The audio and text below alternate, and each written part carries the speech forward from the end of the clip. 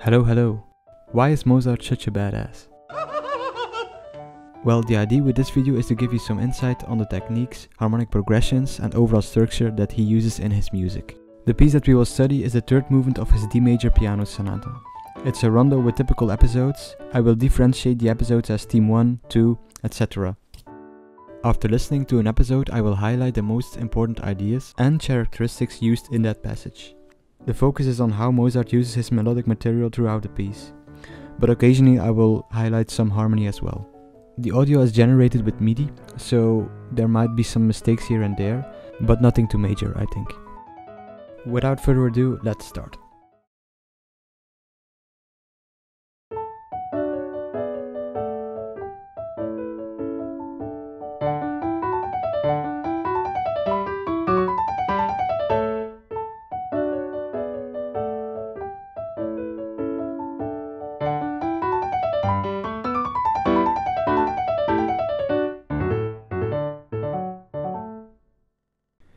Okay, let's take a look at the first theme.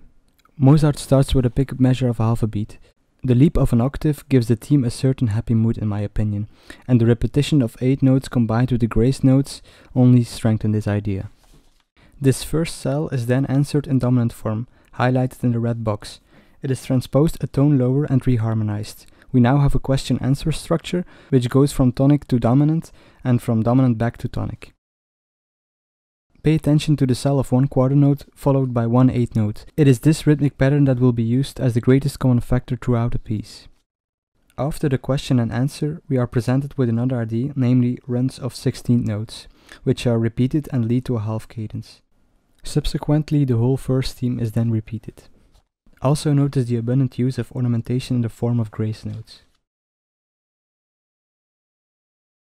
In the repetition, the rundowns of 8 notes is now harmonized differently and repeated more. Theme 1 comes to an end with a good example of what Schoenberg would call liquidation. The continuity comes to a halt by making use of the rests. Mozart just spells out the notes of the tonic triad.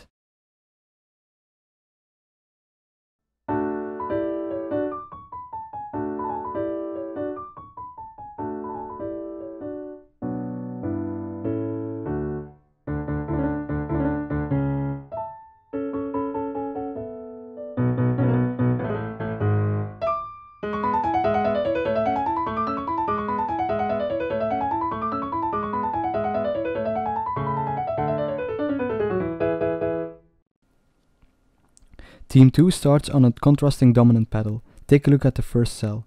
It's a modified version of our 1 quarter and 1 8th note motif. Mozart has tricked us by introducing a 16th note instead of an 8th note. The phrase of theme 2 also differs from theme 1 in structure as well. The first cell is repeated 3 times, which is followed up by a different contrasting idea.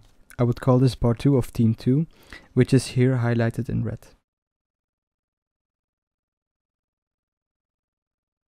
Again, ornamentations, especially the leaps, which remind us of theme 1.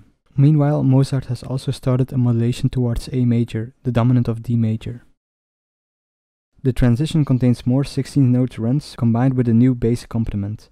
It ends on a half cadence in octaves and block chords to emphasize the closing of the phrase.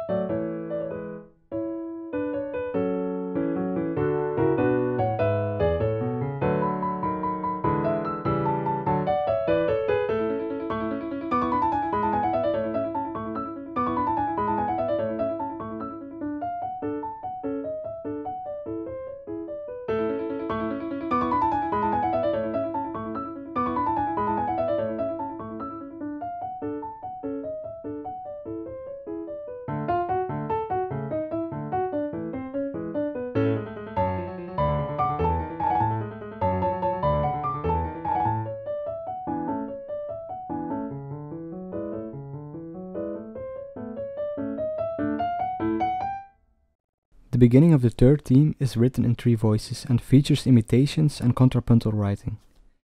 It can be divided in 4 blocks: A, B, A', and C. A' is slightly different from A, B is contrasting, and C has more or less the same harmony as B, but has a different melody. All this leads to the exuberant fourth theme. The left-hand accompaniment is contrasting to previous sections. It has a 16-note Alberti bass-like pattern which gives rise to a very propelling motion. The structure is like the second theme, a triple repetition of an idea, then followed up by a liquidated passage in which the right hand and left hand have a nice conversation. This whole thing is then repeated and the closing phrase is now written in octaves. The codetta is similar to the fourth theme. At the end there is a common alternation of dominant seventh and tonic chords, spiced up with an exchange in voices, to conclude on a striking, very Mozartian pedal point. In the following part, Mozart reuses most of his material, but he starts to fool around and play with your expectations.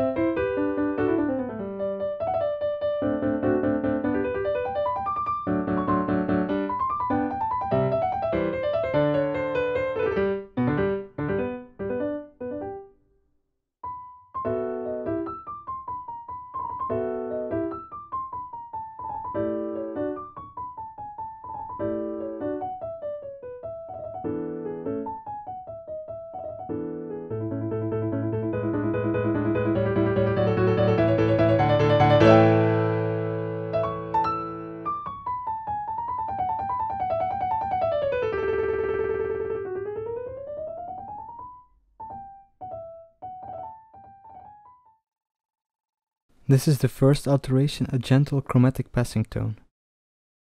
This is the next one. Instead of ending on the note A, Mozart gives us C. The contours of this chord are now D, F sharp, A and C, which is the dominant 7th chord of G major. Exactly, the second theme is given on this dominant pedal point, which later resolves to G major. We won't stay for too long in G major. There are 2 phrase modulations towards E minor and then back to D major. But it doesn't stop there. Another phrase modulation brings us to F sharp major, the dominant of B minor. Out of the blue, Mozart introduces a brand new theme in this key.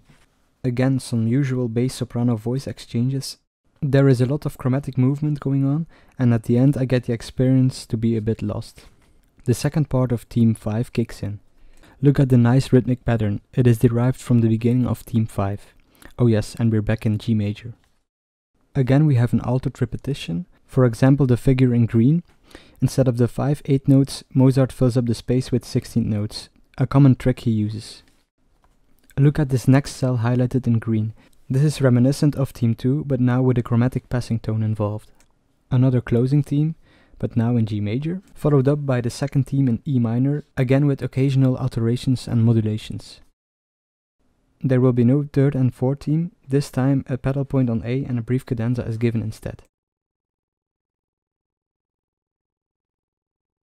Finally, now that you all have become tired of my voice, I'll take a step back and it's up to you.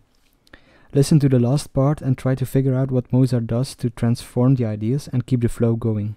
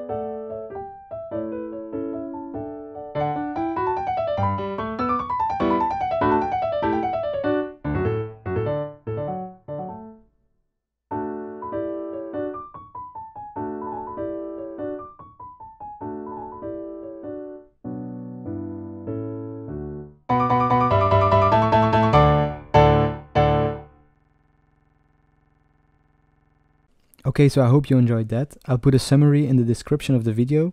And next up is this guy.